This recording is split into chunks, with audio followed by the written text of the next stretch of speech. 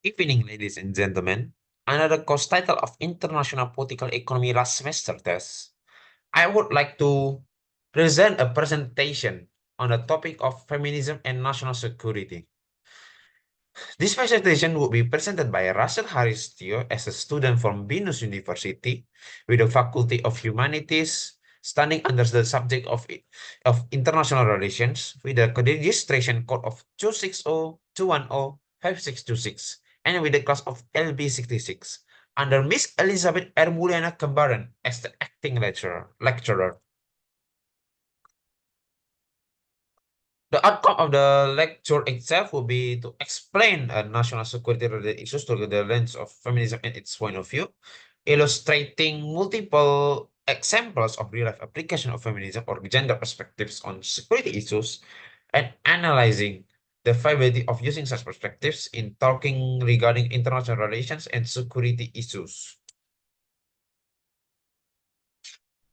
These are the structures of the presentation itself, starting with introduction, the issues at hand, and the conclusion, ending with conclusion. Sorry.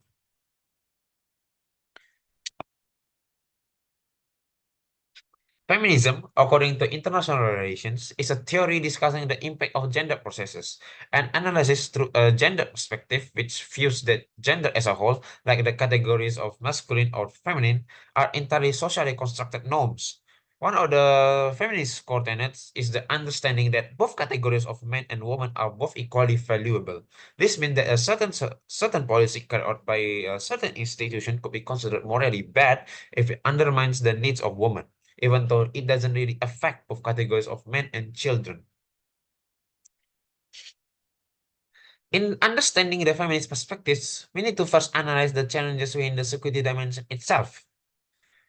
Security studies usually cover the current international relations and incorporate itself with both national and international security. At first glance, it might be sensible to think that there are only a handful or sometimes even a lack of feminist narratives within these schools of thought.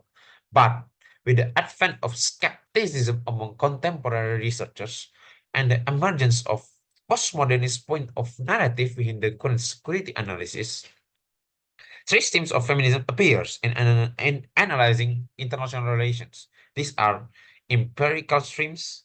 The second advocated for the inclusion of feminist epistemology and the inclusion of women's perspective within the understanding of international relations.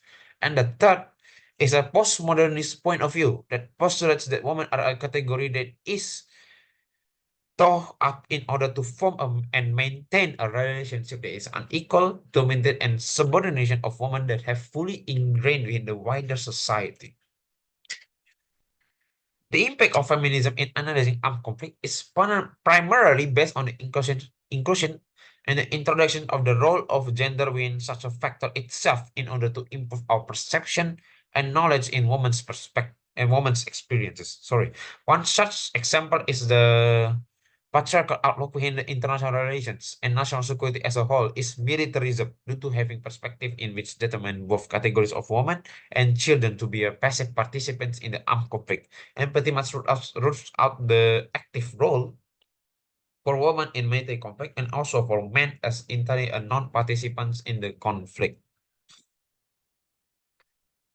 One of the parts of militarism that has also been juxtaposed in the analyzing through a feminist perspective is violence. Violence against women, like sexual violence, couldn't be really compared to the experience like violence against men.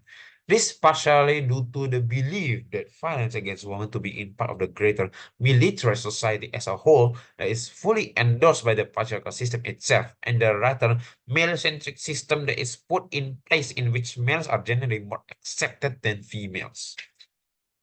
One such example is the cases of sexual violence that is employed by the Myanmar military junta as a particular method or modus operandi in fighting against the Rohingya groups, in which more than 100 cases of sexual and gender-based violence has been documented by primarily the personnel of the military junta itself. Other cases, for examples, are in the United States Army Special Operations Command, in which it had reported a range of sexual harassments experienced by its female personnel.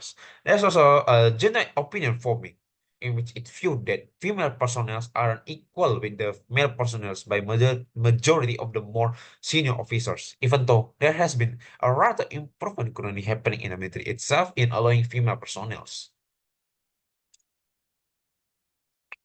Both war and terrorism also could be used as a window to analyze national security through a feminist perspective, in which war was viewed as an entire male world, in which there's no room for women, which is primarily due to the psychological makeup of both categories.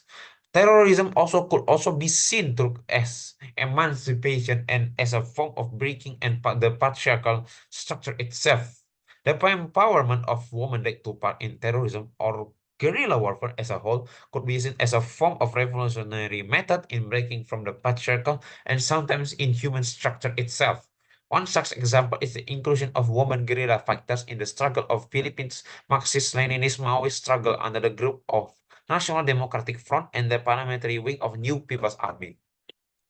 They're trying to attack women into the revolutionary struggle into do believing in the emancipation of women as a whole in the struggle against what they believe as a highly patriarchal society under the current Philippines government, which had perpetrated violence against both women and children, with reportedly having 48% of recorded human rights violations.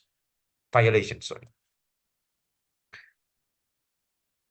Conclusion. I do agree that the inclusion of feminist or gender perspective in the matters of national security in order to formalize a more structured and a cohesive form of security that is multidimensional in nature, which also includes the needs of women's and children's livelihood.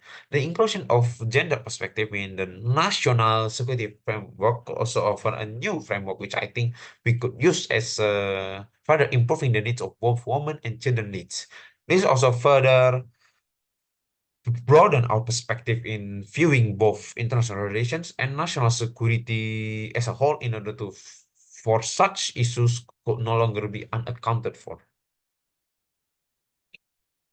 And these are the references which I use for these presentations, which include the Introduction to International Political Economy by David Bellem and Dillman and Mr. Dillman, and the article of Female Soldiers in Army Special Operations Face Rampant Sexism and Harassment by the AP News, and the starvation, poverty, and state fascism are the greatest violations against women and children article by the Philippine Revolution Web Central after the Communist Party of Philippines, and the Guardian article by Mr. Radcliffe here, which titled under the title of Sexual Violence is Junta's Modus Operandi, memang aktivis UN, and the last, A Feminist Approach to Security Studies by the University of Warsaw. That's all for the presentation. Thank you for listening, and hopefully this information could be useful in broaden your perspective in the international politics and relations as a whole, and also as a voice for the more feminine for the emancipation of women itself within the wider world, in the wider structure of the world itself. Thank you.